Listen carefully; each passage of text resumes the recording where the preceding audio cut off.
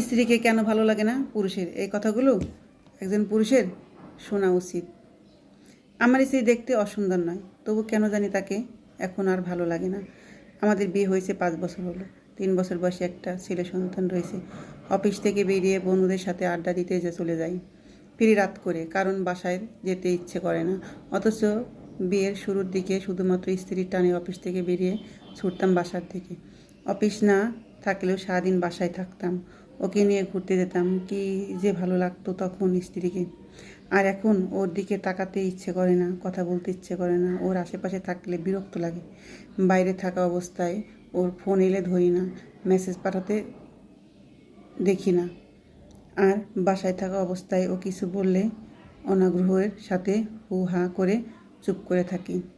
আর রাতে যদিও কাছে আসতে চায়, আমি দৃঢ় ভাষায় বলি, জ্বালাতন করো না, সারাদিন অফিস করে ক্লান্ত হয়ে আছি, ঘুমাতে দাও।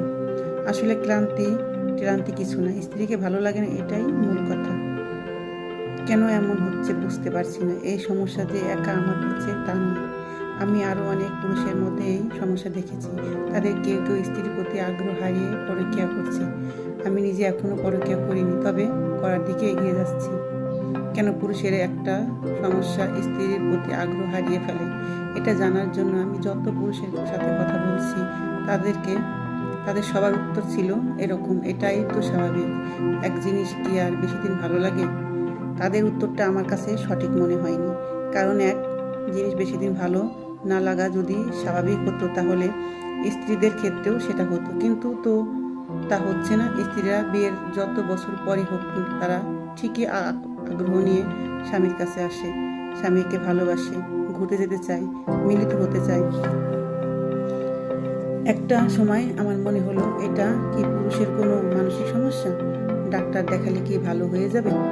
আমি দ্বিধাদ্বন্দ্ব মনে একদিন গোপনে এক মানসিক ডাক্তারের কাছে গেলাম। ডাক্তার আমার সমস্যার কথা শোনার পর বললেন, আপনি কি আল্লাহকে বিশ্বাস করেন? বললাম, জি করি। আল্লাহর একটা নির্দেশের কথা আপনাকে বলবো, যদি মানতে পারেন তাহলে আপনার এই সমস্যা দূর হয়ে যাবে। কোনো ওষুধপত্র লাগবে না, গ্যারান্টি দিচ্ছি। কি সেটা? সূরা আন-নূরে আল্লাহ বলেছেন, যে নবী পুরুষদের বলে দাও, তারা যেন নিজেদের দৃষ্টি সংযত করে রাখে এবং নিজেদের লজ্জাস্থানসমূহের হেফাজত করে। এটা তাদের জন্য বেশি পবিত্র পদ্ধতি। এরপর ডাক্তার দৃঢ় কণ্ঠে বললেন, আল্লাহর এই নির্দেশ আপনি 1 মাস পালন করুন, তারপর নিজেই পরিবর্তন বুঝতে পারবেন। সন্দেহ নিয়ে বললাম, এটাতেই কাজ হয়ে যাবে? ডাক্তার হেসে বললেন, অবশ্যই হবে, তবে আমাকে কথা দিতে হবে আল্লাহর এই নির্দেশ আপনি নিখুঁতভাবে পালন করবেন, কোনো ফাঁকি দেবেন না। কথা দিলাম, ফাঁকি দেব না, নিখুঁতভাবে পালন করব। শেষে ডাক্তার বললেন, 1 মাস পর আমার কাছে আসবো। কথা দিয়ে ডাক্তারের চেম্বার থেকে বেরোলাম। চেম্বার থেকে বেরোনোর সময় দেখলাম একটা যুবতী রূপবতী মেয়ে একজন বৃদ্ধাকে নিয়ে ডাক্তারের চেম্বারে ঢুকছে। মেয়েটার দেহ দুর্দান্ত আকর্ষণীয়। আমি লোকবৎ দৃষ্টিতে মেয়েটার পুরো অঙ্গের দিকে তাকাতে গেলে আচমকা মনে পড়ে গেল আল্লাহর নির্দেশের কথা। আমি সঙ্গে সঙ্গে চোখ সরিয়ে নিলাম এবং মাথা নিচু করে হেঁটে চলে গেলাম। এরপর পথে ঘাটে যদি কোনো মেয়ের দিকে চোখ পড়তো, তবে চোখ সরিয়ে নিতাম, দৃষ্টি নত করে হাঁটতাম। এভাবে 2 দিন যাওয়ার পর অনুভব করলাম, নারী শরীর দেখার জন্য ভেতরে অস্থিরতা তৈরি হয়েছে, কিন্তু তখনও স্ত্রীর প্রতি টান বোধ করিনি। এর পরের দিনের কথা বলি। আমাদের বলেছিলাম, আমি পরকীয়া না করলেও পরকীয়ার দিকে এগিয়ে যাচ্ছি।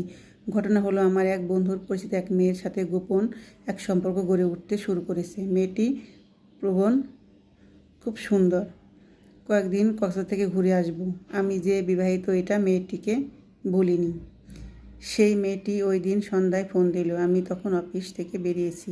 ওর ফোন দেখে মনটা খুশিতে ভরে উঠল। তখন ফোনটা ধরার সময় মনে পড়ল আল্লাহর নির্দেশের কথা। তৎক্ষণিক মনকে শক্ত করলাম এবং ফোনটা ধরলাম না। মেয়েটা যতবারই ফোন দিল ধরলাম না। এভাবে দৃষ্টি সংযত রেখে এবং লজ্জাস্থান হেফাজত করে 15 দিন কাটানোর পর লক্ষ্য করলাম, আমার মাথায় স্ত্রীর ভাবনা ছাড়া আর কিছু কাজ করছে না। সেদিন অফিস থেকে বেরিয়ে বন্ধুদের আড্ডায় না গিয়ে উম্মাদের মতো ছুটলাম বাসার দিকে। বাসায় ঢুকেই ব্যাকুল হয়ে ডাকলাম, এসা কোথায় তুমি? স্ত্রী তখন রান্নাঘরে ছিল। আমার চিৎকার শুনে দৌড়ে এসে কারণ এলো, কারণ স্ত্রীর নাম ধরে বহুদিন ডাকেনি। ও আশ্চর্য হয়ে বলল, কি হয়েছে তোমার, ডাকছো কেন? সে কথার জবাব না দিয়ে কাঁধ থেকে অফিসের ব্যাগ ছুঁড়ে ফেলে দিয়ে স্ত্রীকে ঝট করে পাজা করে কোলে তুলে নিলাম। বিয়ের শুরুর দিকে যেমন করতাম ঠিক তেমনটাই ওর সাথে করলাম। সে ততক্ষণে আমার উদ্দেশ্য বুঝে গেছে। সে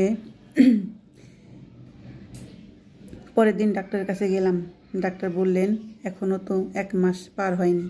হেসে বললাম, সমস্যা দূর হয়ে গেছে। আমি এখন বুঝতে পেরেছি কেন পুরুষের স্ত্রীর প্রতি আগ্রহ হারিয়ে ফেলে। অতীতের ভুল আর কখনো করব না। ডাক্তার বললেন, স্বাগতম আপনাকে। আপনার সংসারের জন্য আন্তরিক শুভ কামনা রইল। ডাক্তারের চেম্বার থেকে বেরিয়ে আকাশের দিকে তাকিয়ে খুশিয়াল গলায় বললাম, ধন্যবাদ আল্লাহ আপনাকে, অনেক ধন্যবাদ। এই কথাটা এক ভাইয়ের জীবন থেকে নেয়া, একদম বাস্তবের।